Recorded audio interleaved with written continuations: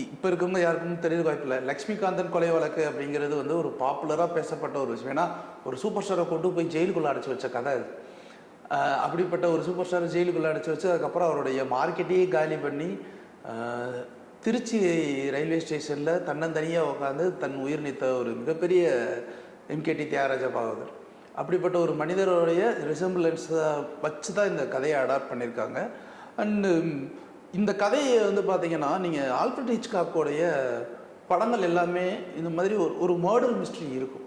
அந்த murder mystery எப்படி இருக்கும்னா ஒரு 20 வருடத்துக்கு முன்னாடி 30 வருடத்துக்கு முன்னாடி அங்கே அதுக்குள்ளே நடந்த ஒரு விஷயத்த ஒரு சம்பவமாக கோரி வச்சு தான் பண்ணியிருப்பாங்க.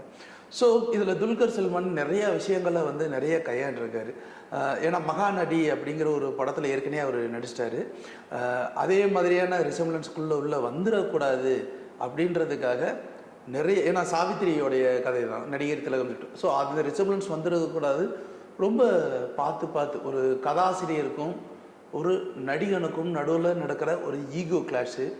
இந்த ஈகோ கிளாஸில் ஒரு மூலையில் சீட்டில் உட்காந்துருக்க ஒரு ப்ரொடியூசர் உட்காந்து எப்படி கேம் ஆடுறா, ஒரு பொம்மலாட்டம் கேம் ஆடுறான்ற கதாபாத்திரம் வச்சுருக்கு ரவீந்திரா விஜயெல்லாம் தெலுங்கில் ஒரு பெரிய ஆர்டிஸ்ட்டு. தமிழில் கூட ஒரு 2-3 படங்கள் பண்ணிட்டார். ரவீந்திரா விஜயோடைய நடிப்பு வேறு மாதிரி இருக்கும். ஸோ அந்த பக்கம் அவர் ஒருத்தர். இன்னொரு ராணா டகுபதி வந்து அந்த காலத்தில் ஒரு போலீஸ், இந்த ஜெய்சங்கர்லாம் போட்டு ஒரு ஜேம்ஸ் பாண்ட் ஸ்டைலில் ஒன்று போட்டு இனிமேல் இது ஷூட்டிங் ஸ்பாட்டு கிடையாது, என்னோட இன்வெஸ்டிகேஷன் ஸ்பாட் அப்படின்னு சொல்லிட்டு மாத்திர ஒரு விஷயம்.